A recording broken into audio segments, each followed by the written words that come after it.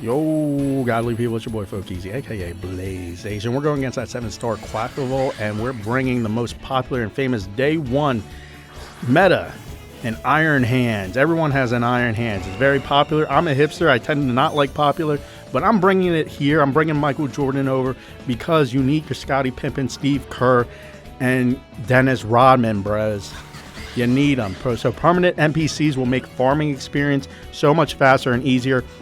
It may seem like a lot of work, but at the end, it's way, way worth it because you will finish raids like lightning speed, pun intended.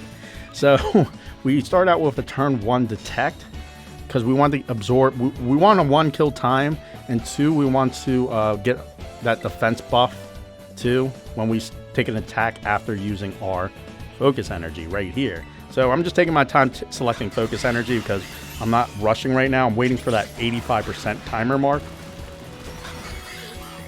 Excuse me, that 85% timer mark.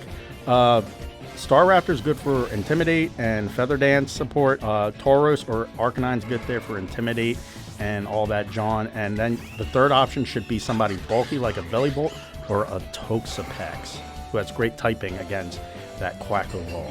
So I'm still waiting for him to clear our buffs and whatnot and shenanigans and all that stuff. The build will be in the description and the permanent NPCs I will suggest for the cockroach as well. And I call him cockroach because he is literally everywhere when you're raiding with randos. So he clears our effects. We're going to spam that A to belly drum right here. The feather dance comes out. That's going to help us significantly with survivability. We're going to spam. The reason why we're going fast right now is because we want to get an attack in before he decides to put up that shield. So we're going to go SuperCell Slam. Brick Break comes out. That's a good thing about Bellibolt too. He gets that light screen and it baits out Brick Breaks and we get that crit. That is a lot of damage right there, young bulls. So we're fully healed because of that crit, and that's why we want to get it right before shield so we are not in the yellow red zone on our HP.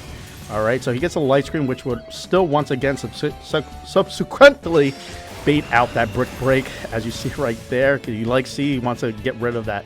He wants to get rid of light screens even. He doesn't even care. It's like the AI just says no light screens or reflects or aurora veil, no nothing. I'm a dancing duck. No screens on your boy, all right? And then in NBA, you set screens. Not here, baby. Not here. That's what he says. That's what the dancing duck says. Dancing in the rain.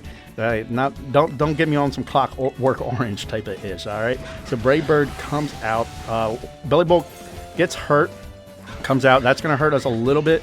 So that's why we kind of want to just get moving and groove. I think that's another crit, baby. I'm getting them crits, young son. I'm getting them crits, young son.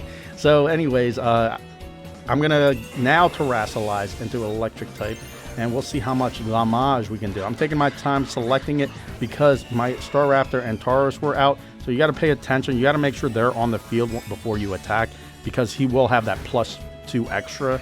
And when they come back with the intimidate, it will nullify that moxie. So pay attention to that, young bulls. Pay attention to that as we got that light bulb over that robot Hariyama's head.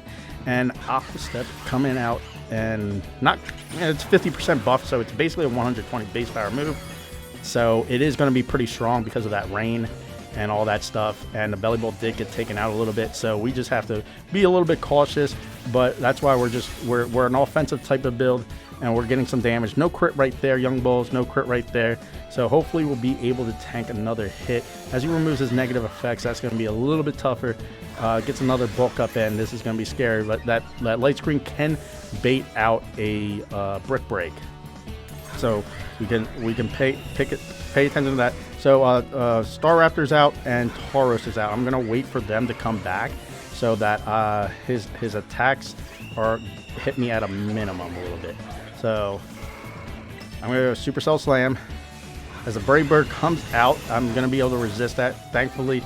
So, Iron Hand just tends to get really good RNG because if he had gone for an Aqua Step, that would have potentially killed me. But look at that, another crit! And it breaks the shield, y'all. And it breaks the shield, all right? So I was in a little bit of tougher predicament because he was killing Bellibolt a lot, and he got that bulk up in, and everyone else was kind of dying. So he was either critting them or just dominating them. But we're going to get that last hit in. And the reason we're going first is because he's staggered after the shield breaks in a raid. The boss is out, and we tilt him, and we didn't get another crit, but we didn't need it, obviously. So he's tilted. It's just that easy when you have good permanent NPCs, y'all. Hope y'all enjoyed. Much love, and God bless.